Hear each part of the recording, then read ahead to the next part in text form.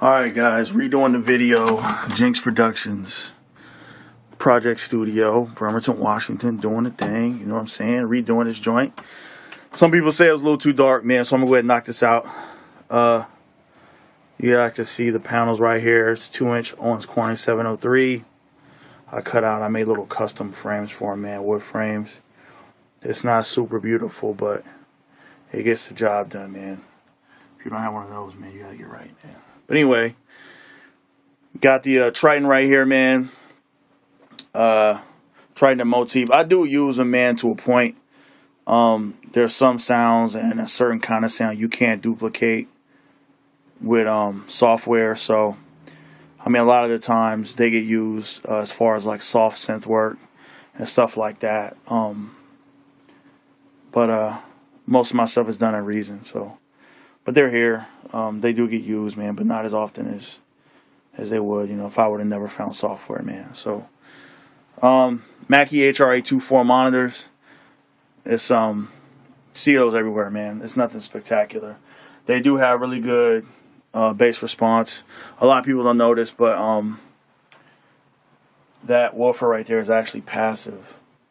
The actual power woofer's in the rear of the speaker. I'm not going to go back there because it's too dark, but it's just geeky stuff, man. You guys didn't know.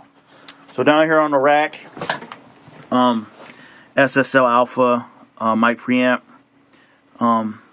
It's probably the one I use the most, just because it is probably more clear, you know what I'm saying, than my others I have down here. But they, I mean, it works. You know what I'm saying? I can't complain. I'm unlike a lot of the other people. I don't use any settings going in. I just kind of use my 80 hertz high pass filter. That's pretty much it. Rather than trying to risk using EQ on the way in, you know, I can do that after. You know what I'm saying? I don't want to have a take that I have to tweak because I fucked it up initially on the input. So it just kind of stays there. It sounds good as is, man. There's really no need to mess with anything. The Focusrite Trackmaster Pro preamp. It's probably one of the most shit-on pieces of gear in the universe besides anything Behringer.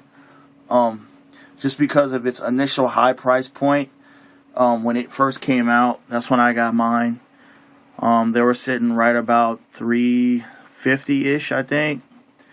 But now, I mean, if you look on eBay, you could probably get one sub $100. And it's something that bears the Focusrite name, too. So you would think that some people will kind of gravitate toward it, but they stay away from it. And the reason why is because of, I don't know how close I can get. You guys can see this. It's just the feature set that they put on a microphone preamp. I mean, this thing is meant to do shit that preamps don't do, like monitoring through your preamp, when they could have put a better EQ section on it or better compressor section on it, because the compressor as is only has 2 settings, your threshold and your makeup gain. And you could change with this button right here, change your attack from fast to slow, but the fuck is that going to do? I mean, there's no ratio setting or anything on it. So, I mean, it does get used. I'll say I use it, I don't know, 20, 25, 30% of my sessions maybe, just because it is ultra quiet. It's actually quieter than the SSL. But again, I don't use any of the knobs on it besides the preamp gain itself. Everything else is set off. But, I mean, you can get a good sound out of it, you know, just with a little EQ and inbox, compression settings and stuff like that, man. But other than that, just turn it on, plug your mic in, and use your phantom power here if you need to. But that's pretty much it, man. My interface down here, I don't know if you guys can see it too well, but it's the M-Audio Profiler 2626.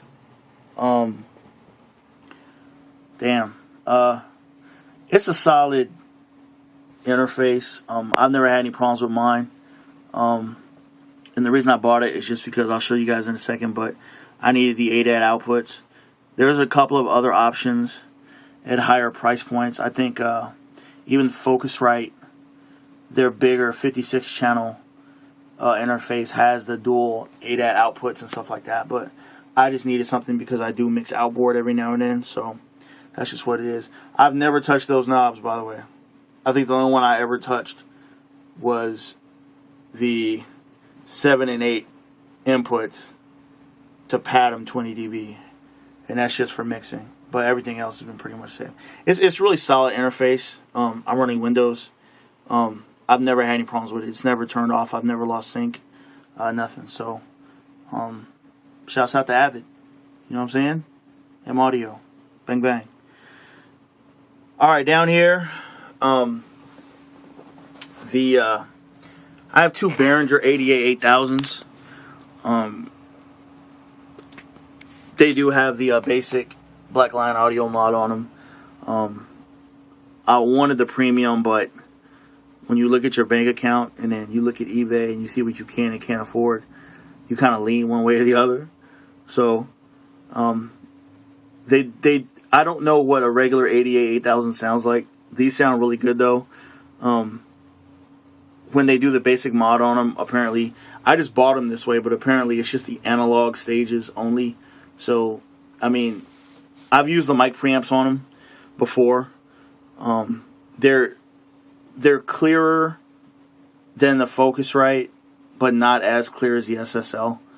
I mean, that's a $1,000 preamp, so I wouldn't expect anything bearing a Behringer name to be that clear, but they do beat out my Focusrite. Just outright, they do. From there, like I said, I need the dual ADAT outputs just so I can run to those up here and to the Mackie 8 bus, 16 8 bus. A lot of Mackie haters out there, man. That's fine. I never really mixed outboard until, I don't know, a couple of months back. I just got a wild hair on my ass and said, hey, let's try that. And all it is you just run the ADAT outs into the 88,000s, which splits it into 8. Each ADAT channel carries 8 analog channels, or the SMUX format, which is anything above 48 kilohertz will carry right at 4 channels, I believe, or 96 kilohertz. I'm sorry, anything 96 kilohertz or above will carry 4 channels of audio. But I'm just doing the regular. I'm mixing it at 48 kilohertz, so 2 of those will give me 16 channels. So each one's plugged in back here, you know, beautifully into the 16.8. Impressions with mixing outboard and in the box. My mixes sound more punchy out on the Mackie.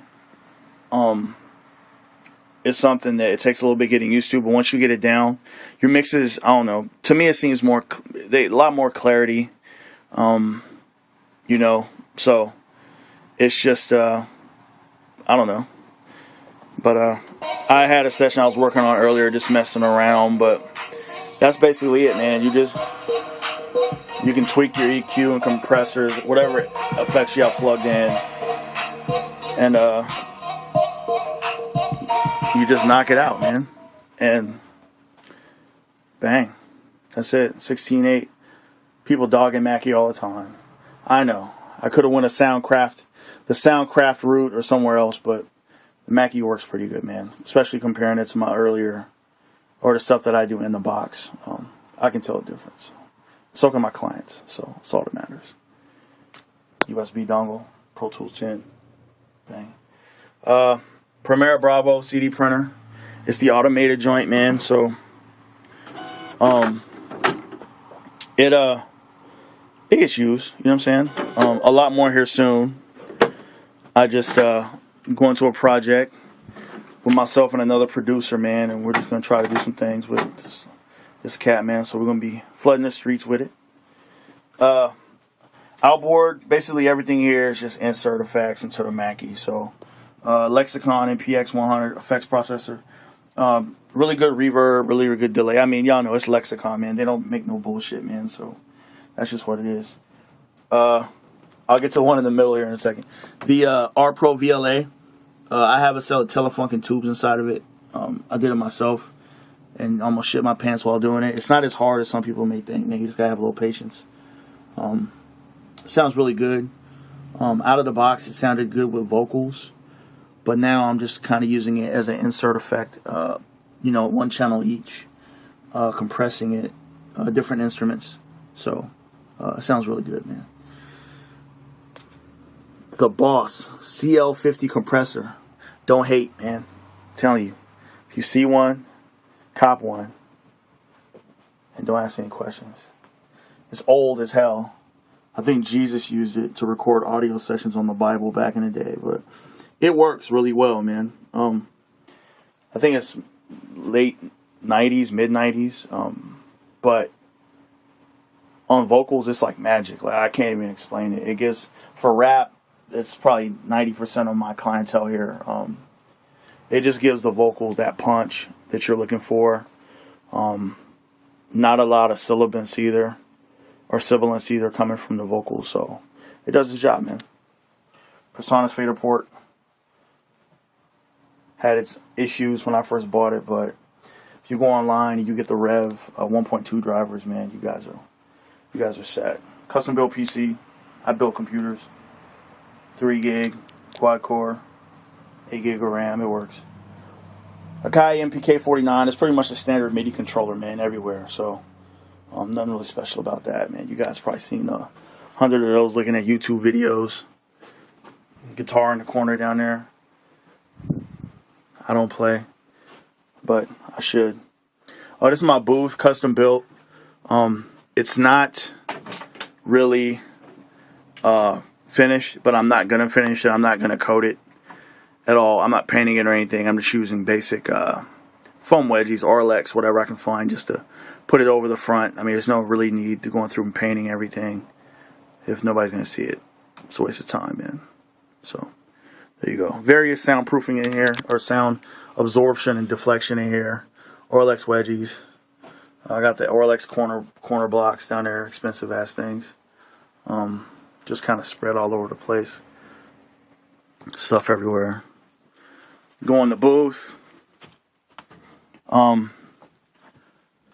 Automute sound absorption sheets. You guys should check them out, man. I'm a big advocate for the Automute absorption products, man. They're not moving blankets. As a matter of fact, you guys could probably tell the difference when I walked in here, just how on the vocal sound. It's like really focused sound.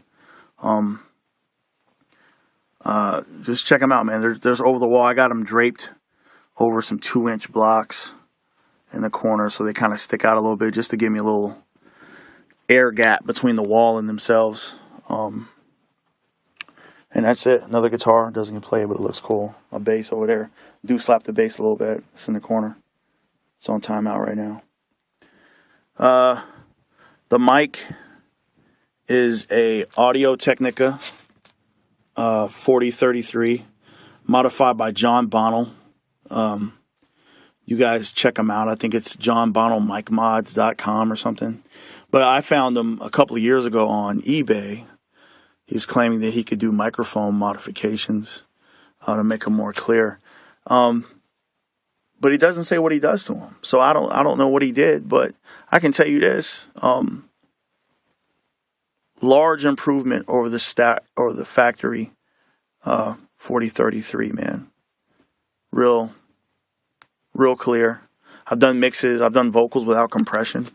It's one of the first time I've ever done anything like that. So you guys check them out, man. Good work. You guys know what that is. If you don't have one of those, just slap yourself right now, man. That's pretty much it, man. I got some Orlex 2-inch stuff. It's kind of dangling from the ceiling with string, blue light. That's pretty much it, man.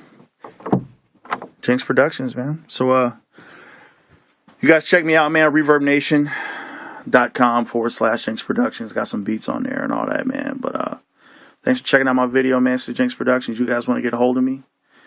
You can either do it at the comment section below or email me directly, man. Big Jinx at jinxproductions.net. I'm out.